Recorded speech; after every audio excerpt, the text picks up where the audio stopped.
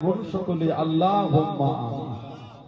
তার সাথে সাথে আল্লাহ পাক আপনাকে এবং আমাকে উভয়কে শুনে এবং বলে আমল করার তৌফিক ইনায়েত করেন। বলুন সকলে আল্লাহুম্মা আমিন।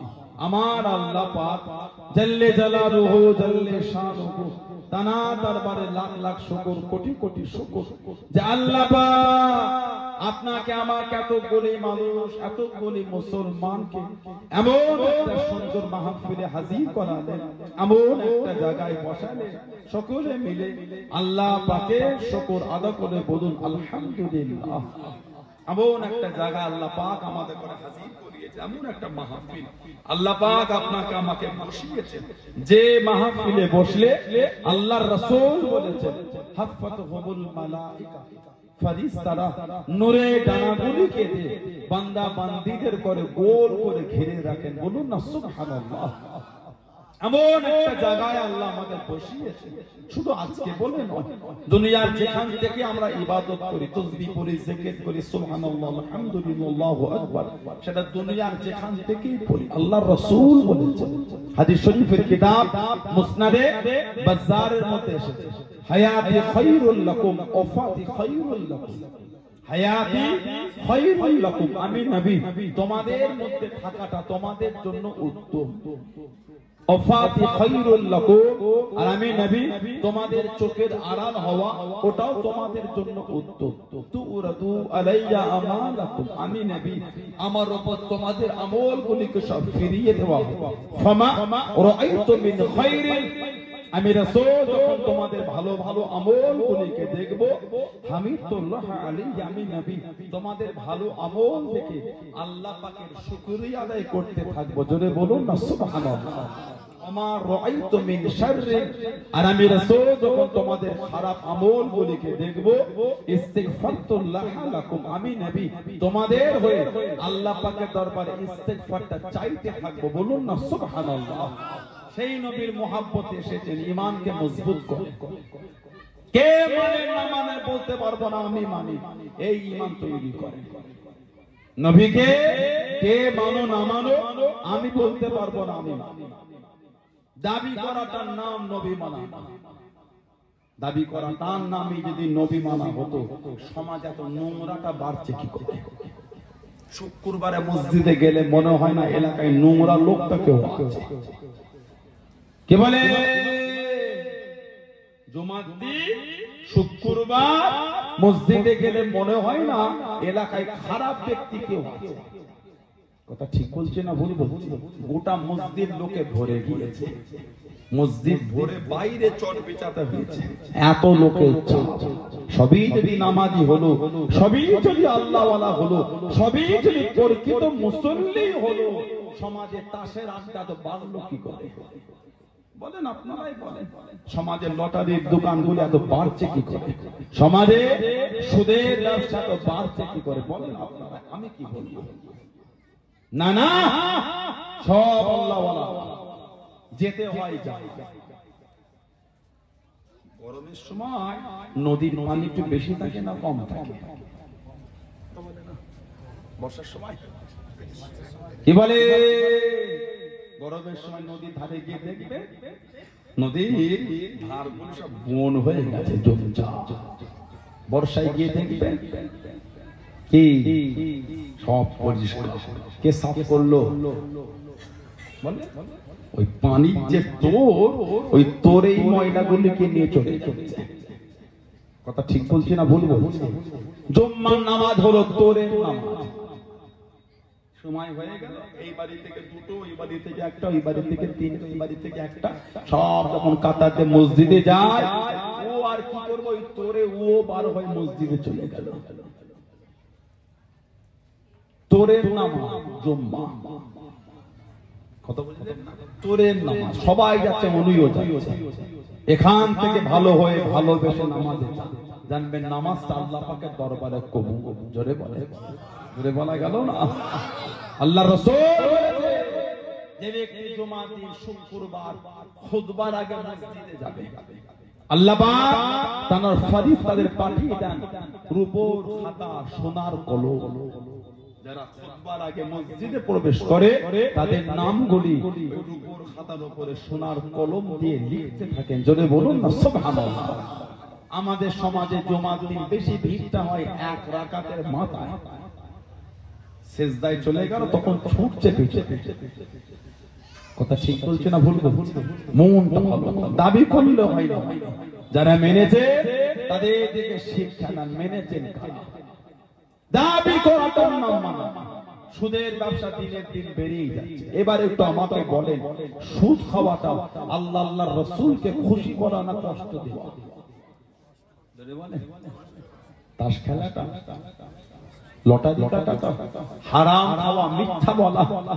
কোরআন শরীফ 22 পারা সূরা আহজাব 57 নম্বর আয়াত আল্লাহ পাক জিকির করেছে, ইন্নাল্লাযীনা ইউযুনাল্লাহা ওয়ার রাসূল। আল্লাহ আল্লাহর রাসূলকে যারা কষ্ট কি হবে, লাআনাহুমুল্লাহু ফিদ দুনিয়া ওয়াল আখিরাহ, তাদের উপর আল্লাহর লানত, তাদের উপর আল্লাহর লানত, দুনিয়াতেও লানত, আখিরাতেও লানত। আল্লাহ পাক বলেছেন ওয়া'আদ্দা লাহুম আযাবাম মুহিনা, তাদের জন্য আছে কঠিন কঠিনতম শাস্তি, আযাব। বলুন নাউযুবিল্লাহ। কারা? যারা আল্লাহকেও কষ্ট দেয়, নবীকেও কষ্ট দেয়। যারা আল্লাহকেও কষ্ট দেয়, নবীকেও কষ্ট দেয়। খুশি করেছেন কারা?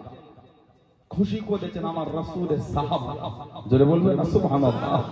আল্লাহ রাসূল বলতেন, তোমরা যদি আমি নবী আমার চেতা শহীদ সাহাবীকে দেখে খুশি হতে চাও, তোমরা আমার আবু তালহাকে দেখো। আমি নবী আমার জিন্দা শহীদ সাহাবী, শহীদ কিন্তু জিন্দা, হেঁটে হেঁটে ঘুরে বেড়াচ্ছে। ওকে দেখে যদি খুশি হতে চাও, তোমরা আমার আবু তালহাকে দেখো। এটা আমি নবী আমার জিন্দা শহীদ সাহাবী। যদি বলবেন না সুবহানাল্লাহ। জানা ইসলামে আসাটা হচ্ছে একটা ইতিহাস। উনি যে মুসলমান ওটা একটা ইতিহাস। মক্কা শরীফের বড় ব্যবসায়ী ছিলেন তালহা ইবনে উবাইদুল্লাহ, আবু তালহা রাদিয়াল্লাহু তাআলা। তালহা ইবনে উবাইদুল্লাহ, আবু তালহা মক্কা শরীফের বড় ব্যবসায়ী ছিলেন। হুজুর আমার ব্যবসার জন্য বার হয়ে গেলেন। ও আমার মুরব্বি বাবার, ও আমার মায়েরা, বোনেরা, মহিলা, হুজুর আমার কেনা বেচায় ব্যস্ত হয়ে গেলেন। হুজুর আমার কেনা বেচায় ডুবে গেলেন। কি যেন দাঁড়িয়ে গেল, কি যেন ডাক দিয়ে দিল, ও ব্যবসায়ীরা, তোমাদের মধ্যে কি মক্কা শরীফের অধিবাসী কেউ আছে? কাবা শরীফের মানুষ কেউ আছে? হুজুর আমার দাঁড়িয়ে গেলেন, টুকটুক করে কাছে গেলেন। আমি হলাম কাবা শরীফের অধিবাসী, আমি হলাম মক্কা শরীফের মানুষ। উনি জিজ্ঞাসা করলেন, ও বাবা ছেলে, তুমি কি বলতে পারো তোমাদের মক্কা শরীফে আখিরি নবীর আবির্ভাবটা কি ঘটেছে? আমাদের আবির্ভাবটা কি ঘটেছে? উনি জানিয়ে দিলেন, এই আমারটা আমি তাকে চিনি না, আমি তাকে জানি না। উনি জানিয়ে দিলেন, উনি অন্য কেউ নয়, উনি হলেন আখিরি নবী, শেষ নবী হযরত আহমদ সাল্লাল্লাহু আলাইহি ওয়াসাল্লাম। উনি এই মাসে মক্কা শরীফে প্রকাশ হবে। ও বাবা ছেলে, ওনার কাছে পৌঁছালে যেন অন্যদের থেকে পিছিয়ে তুমি না পড়ো, পিছনে তুমি না পড়ো। হযরত আবু তালহা রাদিয়াল্লাহু তাআলা কাউকে কিছু বললাম, টুকটুক করে ঘোড়া পিঠে চলে গেলেন। ঘোড়া পিঠে বসে মক্কা শরীফে রওনা হয়ে গেলেন। বাড়িতে পৌঁছে গিয়ে জিজ্ঞাসা করলেন, আমি চলে যাবার পরে নতুন কিছু কি ঘটেছে, নতুন কিছু কি হয়েছে? বাড়িতে জানিয়ে দিলেন, আব্দুল্লাহ বিন মুহাম্মদ সাল্লাল্লাহু আলাইহি ওয়াসাল্লাম নিজেকে নবী বলে দাবি করেন, নিজেকে নবী বলে দাবি করেন। ইতিমধ্যে হযরত আবু বকর সিদ্দিক রাদিয়াল্লাহু তাআলা তার কাছে মুসলমান হয়ে গিয়েছে। জোরে বলুন সুবহান, আর একটু জোরে বলুন সুবহান। আব্দুল্লাহ বিন মুহাম্মদ সাল্লাল্লাহু আলাইহি ওয়াসাল্লাম নিজেকে নবী বলে দাবি করছে। আর এর মধ্যে হযরত আবু বকর সিদ্দিক রাদিয়াল্লাহু তাআলা আনহু তার কাছে মুসলমান হয়ে গিয়েছেন। যদি বলুন না সুবহানাল্লাহ। কাউকে কিছু বললেন না। টুকরা আবু বকর সিদ্দিকের নিজের সাথে ঘটে যাওয়া সমস্ত কথাটা বললেন। উনি মুসলমান যে হলেন ওটাও শুনলেন। কে? তালহা ইবনে উবাইদুল্লাহ, আবু তালহা।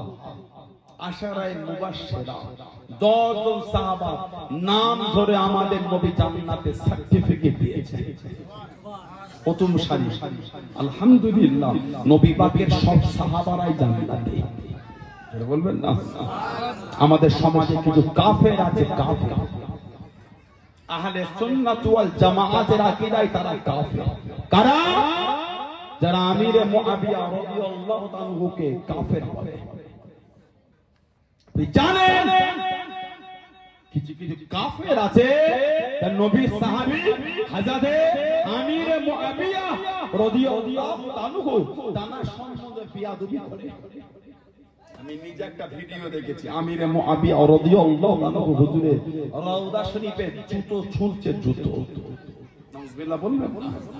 বলি নবী পাকের সাহাবী, তোমার জুররাত হয় কি করে নবী সাহাবী শানে বিয়াদবি করে? হযরতে আমির মুআবিয়া আর হযরতে আলী রাদিয়াল্লাহু তাআলা এই দুজনের মধ্যে একটা যুদ্ধ হয়েছিল। দুজনের যুদ্ধ সিফিন হয়েছিল। দুজনের সাহাবাদের মধ্যে মনোমালিন্য হয়েছে, অস্বীকারের জায়গা নাই। ওর বিচারটা আমি আপনি করার কে? কথা কিছু বুঝছেন না? বোঝেন না? কোর্টে উকিল আছে, উকিল একটা না অনেক। কথা বলে না? আপনাদের কোর্ট বানাসা বসে যখন কোনো শুনানি হয় উভয় পক্ষের উকিল অনেক, জজ কিন্তু অনেক নয়। কেসটা শোনায় উকিল, রায় দেয় জজ। ঠিক বলছি না ভুল বলছি? সাহাবাদের মধ্যে মনোমালিন্য, ওর বিচার করা, ওনাদের বিচার করার ক্ষমতা আমাদের হয় কি করে? সাহাবাদের যদি কিছু ভুল হয়ে থাকে সেটা তানারা বুঝবে। তানাদের থেকে আমরা বড় না ছোট? উকিলের থেকে জজ বড় না ছোট? সম্মানে উকিল বড় না জজ বড়? তাহলে সাহাবাদের থেকে যদি আমরা বড় হতাম, রায়টা আমরা দিতাম ওই সাহাবা, ওই সাহাবা না। না, গোটা পৃথিবীর যত ওলি, গাউস, কুতুব, মুহাদ্দিস, মুফাসসির, ফকিহ গোটা পৃথিবীতে যত আছে সব যদি টানি পাল্লার একদিকে জড়ো করে, এক লমহার জন্য আমার রাসূলের যিনি সোহবত পেয়েছেন, এক লমহার জন্য, একটা মুহূর্তের জন্য নবী সোহবত যিনি পেয়েছেন, উনি যে যুদ্ধের ঘোড়াটা চেপেছেন, ওই যুদ্ধের ঘোড়া যেই বালুতে পা মেরেছে, ওই বালুটা উড়েছে, ওই বালুটা যদি জানি তারা একদিকে করে দেন, গোটা পৃথিবীর এই আলেম ওলামা ওলিয়া ওই ধুলোটার সাথে সমতুল্য হবে না। যেটা বলতে পারলেন না? সাহাবাদের ইজ্জত এত বেশি। আপনি আমিরে মুআবিয়া হুজুরকে গাল দিচ্ছেন, লা হাওলা ওয়ালা কুওয়াতা ইল্লা বিল্লাহ। আহলে সুন্নাত ওয়াল জামাআতের রায় যে আল্লাহ রাসূল সাহাবাদের সাথে বিয়াদবি করবে তার ঈমান নাই। আল্লাহ পাক আমাদের করে সাহাবাদের পাগল করে দেন। বলুন আমিন। জোরে বলেন আল্লাহুম্মা। হযরতে তালহা ইবনে উবাইদুল্লাহ, আবু তালহা রাদিয়াল্লাহু তাআলা আশারায়ে মুবাশশিরা 10 জন সাহাবার নাম ধরে নবী বলেছেন জান্নাতি। প্রথম সারি 10 জন, তার মধ্যে একজন হলেন তালহা ইবনে উবাইদুল্লাহ, আবু তালহা রাদিয়াল্লাহু তাআলা আনহু। জোরে বলবেন সুবহানাল্লাহ। এত আলা মাকাম আল্লাহ ওনাকে দিয়েছেন। আল্লাহর রাসূল বলেছেন, আমার জিন্দা শহীদ সাহাবী দেখে খুশি হতে গেলে ওকে দেখো। ইসলামের দ্বিতীয় যুদ্ধ হয়েছিল তৃতীয় হিজরি। যুদ্ধটার নাম ছিল উহুদের যুদ্ধ। এই উহুদের যুদ্ধে আল্লাহর রাসূলের ৭০টা সাহাবা শহীদ হয়েছে। ৫০ জন সাহাবাকে নবী এই উহুদের পাহাড় দাঁড় করিয়েছিলেন। তোমরা এখানে দাঁড়াও, যাই হোক এই ঘাঁটি তোমরা ছাড়বে না। যাই হোক কাফেররা সাহাবাদের সাথে পারল না, জায়গা ছেড়ে মান ফেলতে ফেলতে চলে যাচ্ছে মক্কা শরীফ ভয়ে। ওই যে সাহাবাদের নবী দান করেন ৫০ জন সাহাবা, ওনারা ভাবলেন যুদ্ধ শেষ। নবী পাক হয়তো আমাদের যুদ্ধ পর্যন্ত দাঁড়াতে বলেছে, এই সামান্য মনোমালিন্য হয়ে গেল, ভুল বুঝাবুঝি, জায়গা ছেড়ে নেমে এই মালগুলিকে কুড়াচ্ছে, এই মালগুলিকে গনিমতের মাল, গনিমতের মাল কুড়াচ্ছে। হযরত খালিদ বিন ওয়ালিদ রাদিয়াল্লাহু আনহু মুসলমান হবার আগে উনি 8ম হিজরিতে মুসলমান হয়েছেন, আর এটা হচ্ছে 3য় হিজরি। মুসলমান হবার আগে উনি একটা বাহিনী নিয়ে ওই খবরটা বুঝতে পেরে পাহাড়ের পিছন দিক থেকে সাহাবাদের উপর অ্যাটাক করে দিলেন। ছন্ন ছাড়া সাহাবা 70 জন শহীদ হয়ে গেলেন। নবী পাকের কিছু কিছু সাহাবা তলোয়ারটা নামিয়ে মদিনা শরীফে চলে যাচ্ছে। কার জন্য লড়াই করব, কার বুকে দিকে তাকিয়ে লড়াই করব? সাহাবাদের কাছে খবর চলে গেল আল্লাহ নবী শহীদ হয়ে গিয়েছেন।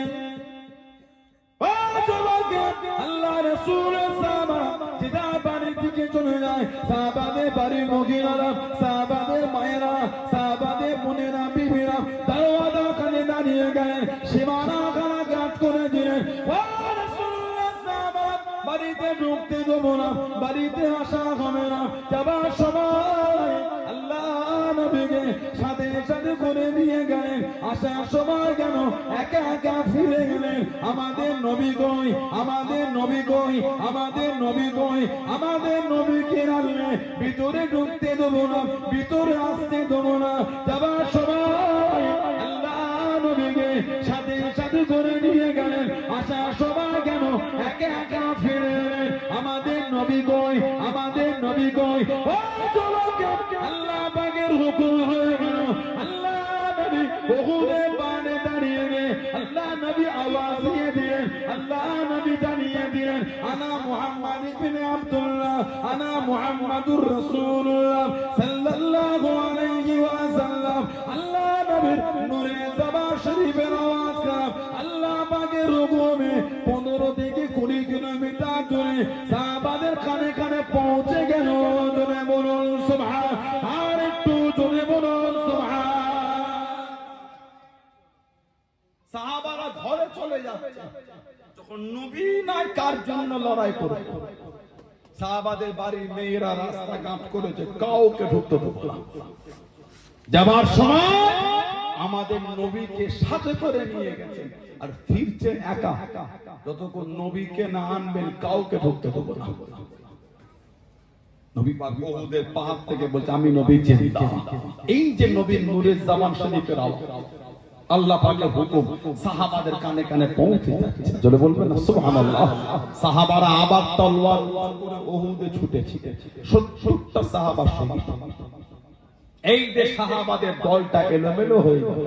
নবী পাকের কাছে ছিলেন মাত্র 12 জন সাহাবা, 11 জন আনসার, মদিনা 11 জন আনসার সাহায্যকারী আনসারী সাহাবা মদিনা শরীফে, একজন ছিল মুহাজির হিজরতকারী। 11 জন আনসারী সাহাবা মদিনা শরীফে, একজন ছিল মুহাজির হিজরতকারী, উনি হলেন হযরত আবু তালহা রাদিয়াল্লাহু তাআলা। কাফেরদের একটা দল আমার নবীর দিকে আসছে, নবীকে শহীদ করে। আহা, আল্লাহর রাসূল বলে দিতে, তোমাদের মধ্যে কেউ আছো এদের করে আটকাবে, যে এদের করে আটকাবে আমি নবী বলছি আল্লাহ পাক তাকে জান্নাতে আমি নবী আমার সাথী বানাবে। আবু তালহা বলে হুজুর আমি জানি, নবী বলে তুমি। এই করে করে 11 জন আনসারী সাহাবা রাদিয়াল্লাহু তাআলা আজমাইন শহীদ হয়ে গেলেন। উনি এবার কাফেরদের দল আমার নবীর দিকে আগিয়ে আসেন, শহীদ করে। আল্লাহ নবী হুকুম করে দিলেন, আল্লাহ নবী জানিয়ে দিলেন, ও বাবা আবু তালহা এবার তুমি যাও বাবা। হযরত আবু তালহা রাদিয়াল্লাহু তাআলা কাফেরদের দিকে ঝাঁপিয়ে পড়ে যুদ্ধ করতে করতে যুদ্ধ করতে করতে অনেকটা পিছিয়ে দিয়ে ছুটে ছুটে আল্লাহ নবী কাছে যে পৌঁছে গেলেন। আল্লাহ নবীকে কোলে করে তুলে পাড়ে উঠিয়ে দিয়ে আবারও ঝাঁপিয়ে গেলেন, কাফেরদের সঙ্গে যুদ্ধ করেন, কাফেরদের করে পিছিয়ে দিয়ে আল্লাহ নবীর সামনে চলে গেলেন। আল্লাহ নবীকে পাড়ে একটু উঠিয়ে দিয়ে আবারও ঝাঁপিয়ে গেলেন। আল্লাহ রাসূলের সাহাবী হযরত আবু তালহা রাদিয়াল্লাহু তাআলা দাঁড়িয়ে থাকতে পারে না, হুজুরের গোটা শরীর খারাপ, তিনি যে ঝাঁঝরা হয়ে গেল। ঝরে ঝরে পড়ে, রক্ত খানা টপকে টপকে পড়ে। হযরত আবু বকর সিদ্দিক রাদিয়াল্লাহু তাআলা আনহু আল্লাহ নবী সামনে চলে গেলেন, আল্লাহ নবী কাছে দেখে দাঁড়িয়ে গেলেন, ইয়া রাসূলুল্লাহ হাবিবাল্লাহ, ইয়া রাসূলুল্লাহ হাবিবাল্লাহ, আল্লাহ পাকের নবী হুজুর আপনি কেমন আছেন? আল্লাহ নবী জানিয়ে দিলেন, আল্লাহ নবী শুনিয়ে দিলেন, ও আবু বকর রাদিয়াল্লাহু তাআলা আমি নবী আমার খবর পড়ে নেবে। আবার আবু তালহাকে দেখেন গোটা শরীর খারাপ, ফিরেছে ঝাঁঝরা হয়ে গেল। আমার আবু তালহা গোটা সিনা খারাপ, ফিরেছে ঝাঁঝরা হয়ে গেল।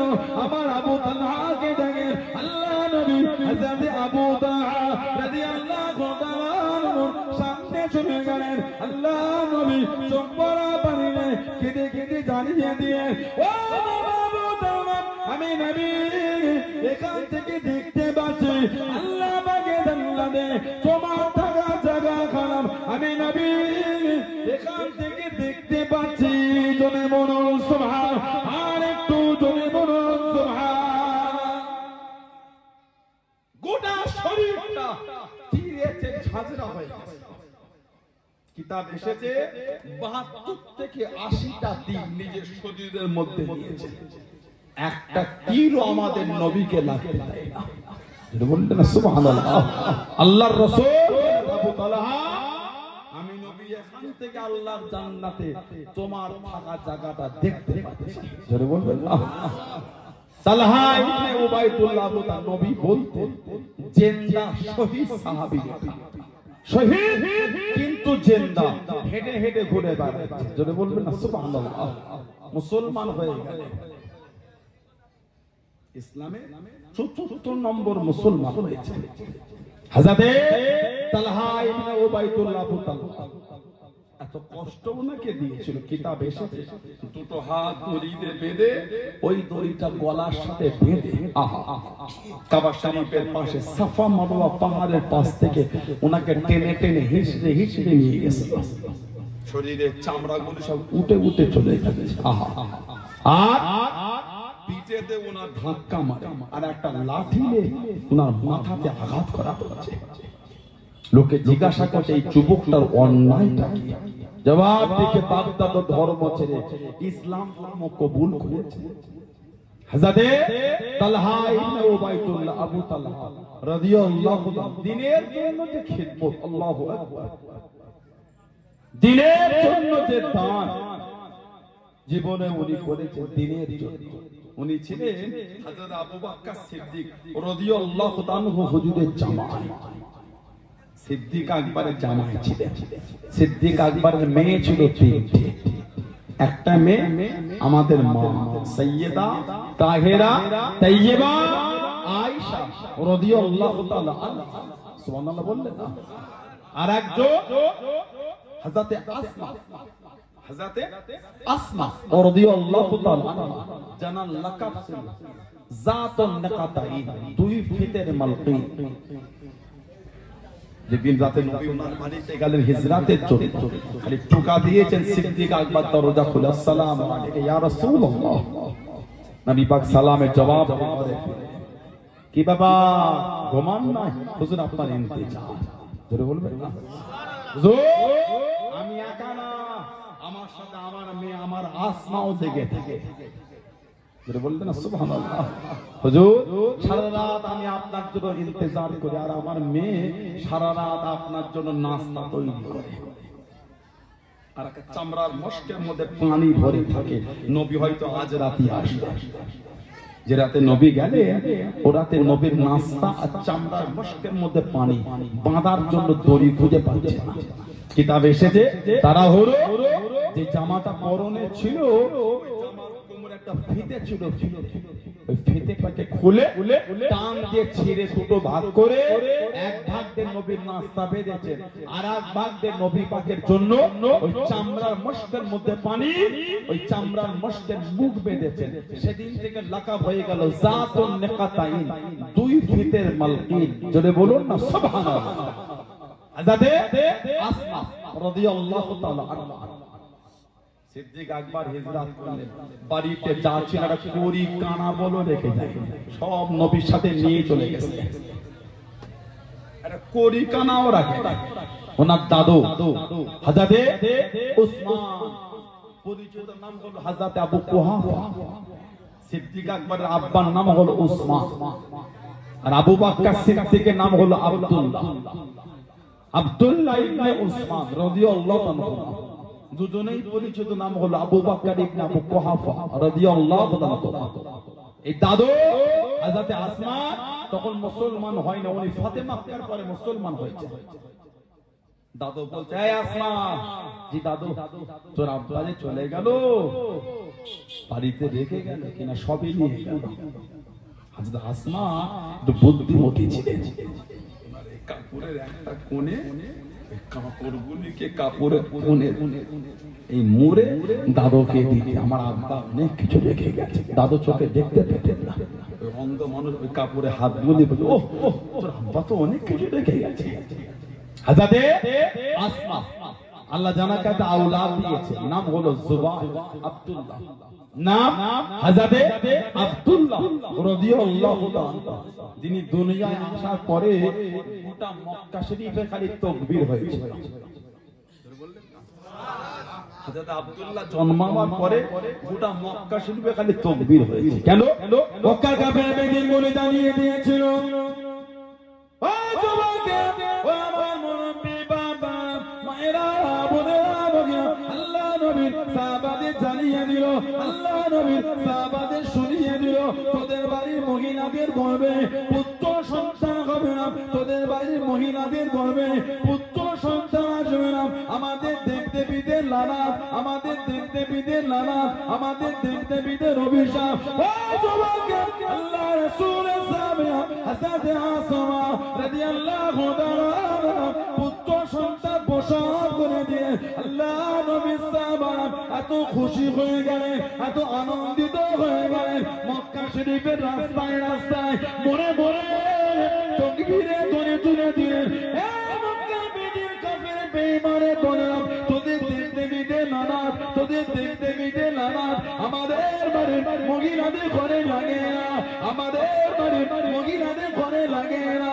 আল্লাহ রাব্বুল আলামিন আমাদের বাড়ির মহিলাদের গর্ভের মধ্যে পুত্র সন্তান পাঠিয়েছে। জোরে বলুন সুবহান, আর একটু জোরে বলুন সুবহান।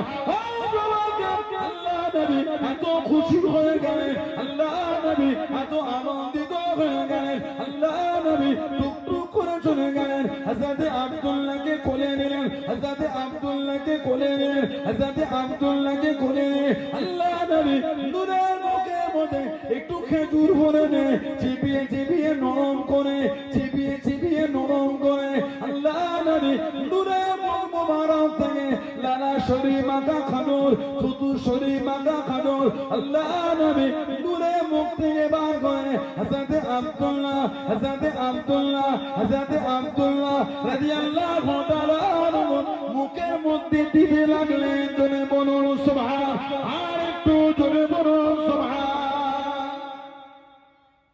আমাদের দেবদেবীদের লানাত পুত্র সন্তান হবে না, আল্লাহ পুত্র পাঠিয়েছেন, এত খুশি হয়েছে, গোটা মক্কা শরীফে খালি তাকবীর হচ্ছে। জোরে বলবেন না? উনি একা, তিনি জন্মাবার পরে গোটা মক্কা শরীফে তাকবীর হয়েছে। নবী পাক এত খুশি হয়েছেন, আমাদের নবী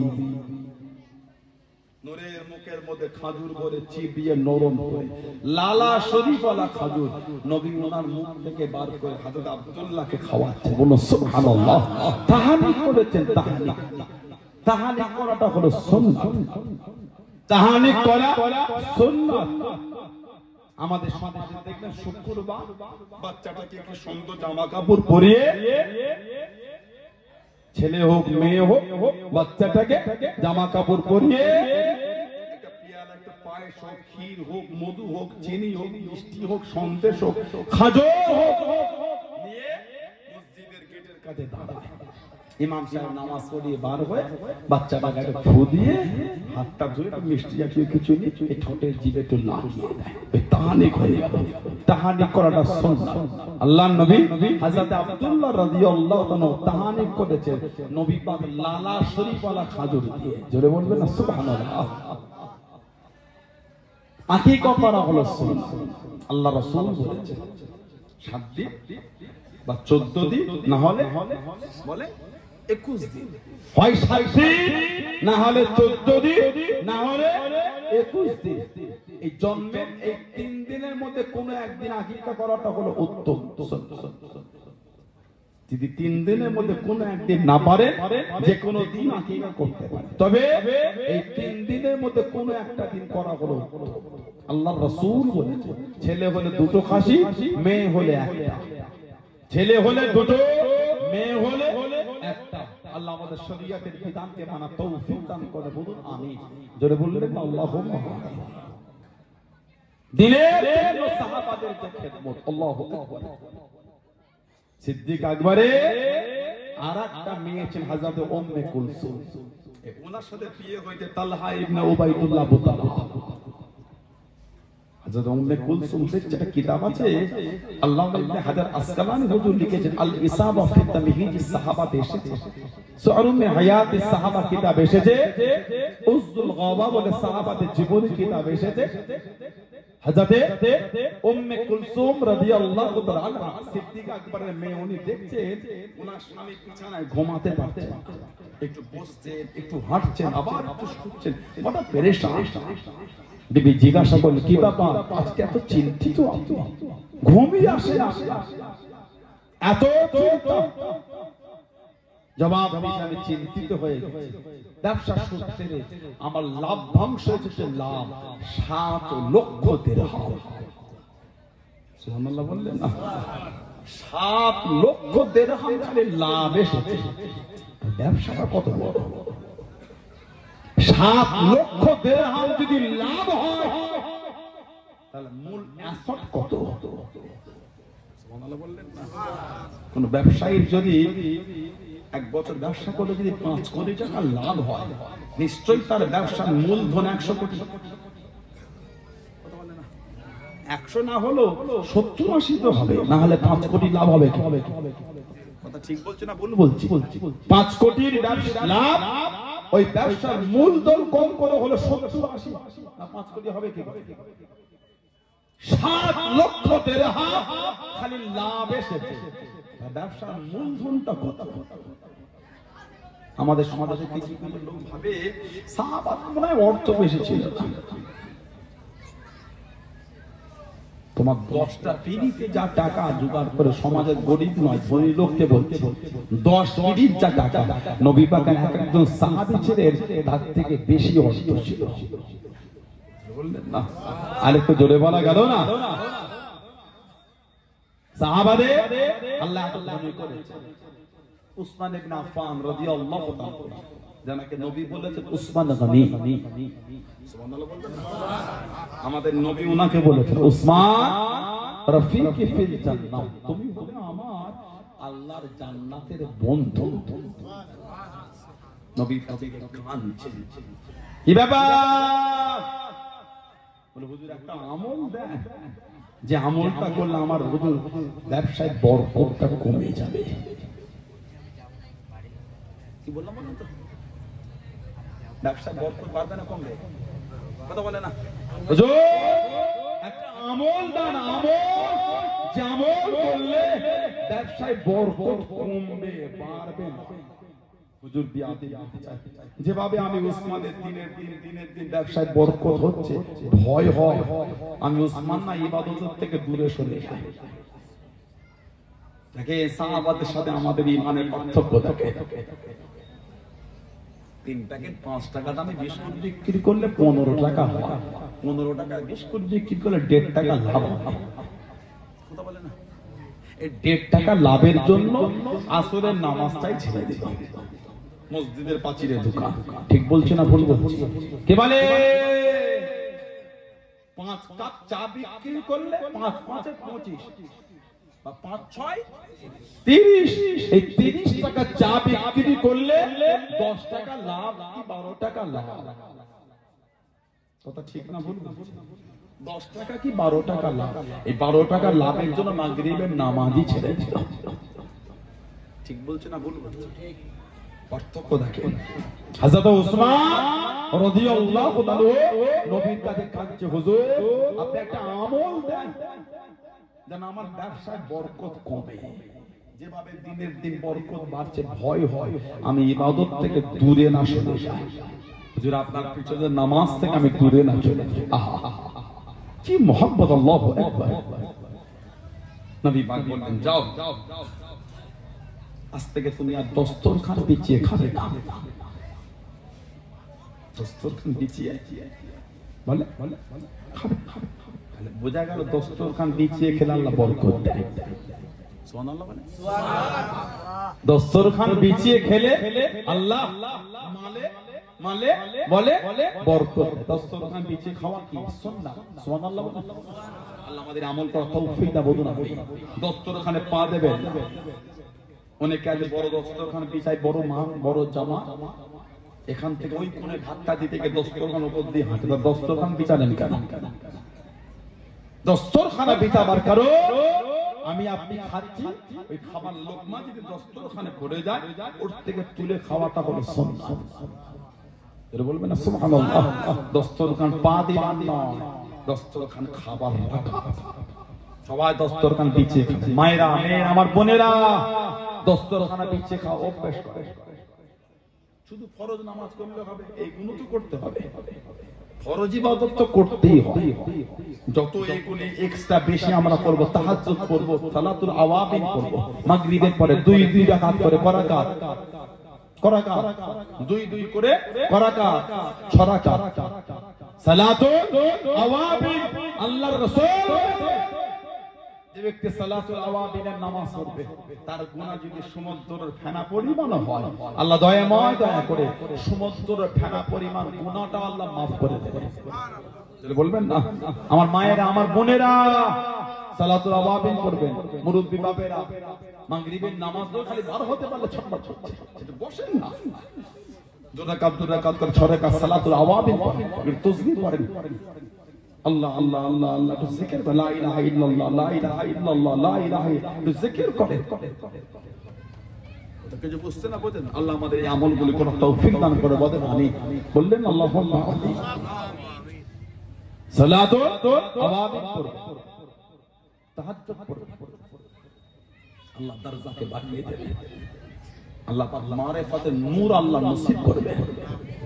বললেন সুবহানাল্লাহ। দরজা এমনি আলা আল্লাহ নবী বললেন, তুমি দস্তরখান বিছাল খাবে না, তুমি আবার খাবারটা ঘোড়ার পিঠে চেপে খাবে, ঘোড়ার পিঠে চড়ে চড়ে খাবে। হযরত উসমান রাদিয়াল্লাহু তাআলা, নবী পাকের জামাতা, নবীর সাহাবী, দস্তরখান খাওয়া ছেড়ে দিয়ে ঘোড়ার পিঠে কেটে মালে বরকত কমা তো দূরের কথা আরো বেড়ে যাচ্ছে। বলবেন না নবী পাকের দরবার এসে বলে, হুজুর বেয়াদবি মাফ চাই, কি আমল দিলে মাল কমা যায় আরো বেড়ে যাচ্ছে। মাল সবাই খাবে, চা সবাইকে দেবেন, লাস্ট আমাকে দেবেন, আমি সবাইকে দিলাম। মাল কমার জায়গায় আরো বেড়ে যায়। নবী পাকের দরবার, নবী পাক হাসছে। উসমান রাদিয়াল্লাহু তাআলা, লাব্বাইক ইয়া রাসূলুল্লাহ। ঘোড়ার পিঠে চলে খেতে খেতে যেই মা খাবার লোকমাটা জমিনে পড়ে যায়, ওগুলো কি করো? হযরত উসমান বলে, ইয়া রাসূলুল্লাহ সাল্লাল্লাহু আলাইহি ওয়াসাল্লাম, হুজুর খাওয়া মিঠাই কাজ আমি ঘোড়ার পিঠ থেকে নেবে আল্লাহ পাকের দেওয়ার রিজিক মনে করে, ওগুলো মাটি থেকে জমিন থেকে কুড়িয়ে ময়লাগুলোকে সাফ করে আল্লাহ পাকের দেওয়ার রিজিক মনে করে, আল্লাহর দেওয়ার রিজিককে সম্মান করে ওটাও খেয়ে। আল্লাহর রাসূল বলে, উসমান তুমি আল্লাহর রিজিককে এত সম্মান করেছো বলে আল্লাহ খুশি হয়ে তোমার মালে এত বরকত দিয়ে দিয়েছে। বললেন না সুবহানাল্লাহ। হযরত তালহা ইবনে উবাইদুল্লাহ আবু তালহা রাদিয়াল্লাহু আনহু 7 লক্ষ দিরহাম খালি লাভ এসেছে, লাভ। বিবিকে বলছে ঘুম হচ্ছে না, চিন্তা, এত টাকা করব কি, এত টাকা করব কি। এ জগতে হাই সেই বেশি চাই, আছে যার ভরি, রাজার হস্ত করে সমস্ত কাঙ্গালে দঞ্চলি। 2 বিঘা জমি, কি বলে মহারাজ, আমারে আমবাগানটুকুই আছে, আর কিছু নাই বাপু। রাজা বলে ওটা যদি পেতাম 2 প্রস্থ সমান হতো। আছে না না 2 বিঘা জমি। রবীন্দ্রনাথ ঠাকুর লিখেছে এই জগতে হায় সেই বেশি চায়, আছে যার ভরি ভরি, রাজার হস্ত করে সমস্ত কাঙ্গালে ধন চুরি। কি বলে মাদারতলা বাজারের গায়ে 300 পাশেটা বিক্রি হবে, যদি নিতে পারতাম দরিদ্র প্রস্থ সমান হতো। নিতে মানা করেন, আলহামদুলিল্লাহ, আল্লাহ আপনার রিজিকে বরকত দেয়। কিন্তু মাল নিতে গিয়ে, ব্যবসা করতে গিয়ে আল্লাহ আল্লাহর রাসূল ভুলে গেলে হবে কি করে? ব্যবসা করতে গিয়ে আল্লাহ আল্লাহর রাসূল ভুললে হবে কি করে? তালহা ইবনে উবাইদুল্লাহ চিন্তিত হয়ে বিবিকে বলে ঘুম হচ্ছে না, এই 7 লক্ষ দিরহাম কালে লাভ এসেছে না, এত টাকা আমি করব কি? সুবহানাল্লাহ বললেন। হযরত সিদ্দিক আকবরের মেয়ে বলছেন, ও রাসূলুল্লাহ সাল্লাল্লাহু আলাইহি ওয়াসাল্লাম, চিন্তার কোনো কারণ নাই, ফজরের নামাজ পড়ে এই 7 লক্ষ দিরহাম নিজের আত্মীয় স্বজন, গরিব দুঃখী এলাকার গরিবদের মধ্যে নিজে হাতে করে বন্টন করে দেবেন। হুজুর খুশি হয়ে দোয়া করছে। ও সিদ্দিক আকবরের ঘরে কত সুন্দর আল্লাহ পাক তোমাকে পাঠিয়েছে তার মেয়ে হিসাবে, যে আমাকে এত সুন্দর সৎ উপদেশ দিয়ে চিন্তা মুক্ত করেছো। বিবি বলতে 7 লক্ষ দিরহাম দান করে দাও। উনি বিবির জন্য দোয়া করতে, তুমি আমাকে এত সুন্দর উপদেশ দিলে, আল্লাহ তোমার উপর রহম করুক। জোরে বলুন। ফজরের নামাজ পড়ে নিজে হাতে করে 7 লক্ষ দিরহাম দান করে দিলেন। জোরে বলে। ছেলে মাকে 1000 টাকা দিতে গেলে বাড়ির কিছু কিছু বউ আছে, কি বলে দেওয়া যাবে না, তোমার মেজ ভাইটা দেয়, তোমার দরদ তো উঠলে উঠছে।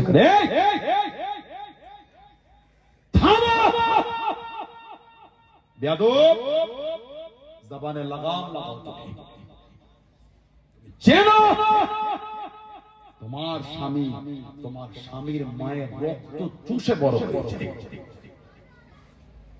তোমার স্বামী তোমার স্বামীর মায়ের রক্ত চুষে বড় হয়েছে। 1000 হাতে ধুলো হুলো, তোমার স্বামীর চামড়াটা ছিলে তোমার স্বামীর মায়ের পায়ের জুতো করে দেয়, ঋণ শোধ হবে না। জোরে বলে, জোরে বলে। বাড়ির কিছু কিছু মেয়ে এখন বউ হয়ে এসেছে, মা বাপকে টাকা দিতে যায় না স্বামীকে। কেন? এই বিয়াদবি তুমি শিখলে কোথায়? তোমার প্রাপ্য, তোমার হক, তোমার পাওয়া তুমি ঠিক মতন বুঝে যাচ্ছ, আলহামদুলিল্লাহ। ছেলে তার মা বাপকে দেবে না, কথা বলছেন না কেন? ছেলে মা বাপকে দেবে না, তুমি মানা করছো। আর দিনে 5 বার বাড়িতে মাকে ফোন করছো, মা ভাই আগের মতো না, টাকা পয়সা দেয়। কি বলে? নিজের স্বামীকে বলে বাপ মাকে দিও না, আর নিজের মাকে বলছে বিয়ের পরে আর দেয়। কি যে ফ্যামিলির মেয়েটা বিয়ে দিলে, কে ঘটকি করলো? কথা বুঝতে পারছেন? নিজের মাকে বলছে ভাই দেয় তো, আর নিজের স্বামীকে বলে বাপ মাকে দিও না। আল্লাহ ওই মেয়েগুলিকে সবুজ দিদান বলেন আমি। জোরে বলতে পারেন? জোরে বলেন আল্লাহুম্মা। আল্লাহ পাক এই ফিতনা থেকে আমাদের দূরে রাখেন, আল্লাহ আমাদের সমাজকে হেফাজত করে, বলুন আমিন। আল্লাহ পাক আমাদের বাড়ির মাগুলিকে বুঝার তৌফিক, আমার বোনগুলিকে আল্লাহ বুঝার তৌফিক দান, আল্লাহ আমার ভাইগুলিকে বুঝার তৌফিক দান। কিছু কিছু ছেলেও আছে না হাত করে নিজের বিবির উপর জুলুম করে, আছে না নাই? আল্লাহ ছেলেগুলোকে সবুজ দিদান বলেন আমি। জোরে বললেন আল্লাহুম্মা। একটু দরুদ শরীফ, আল্লাহুম্মা সাল্লি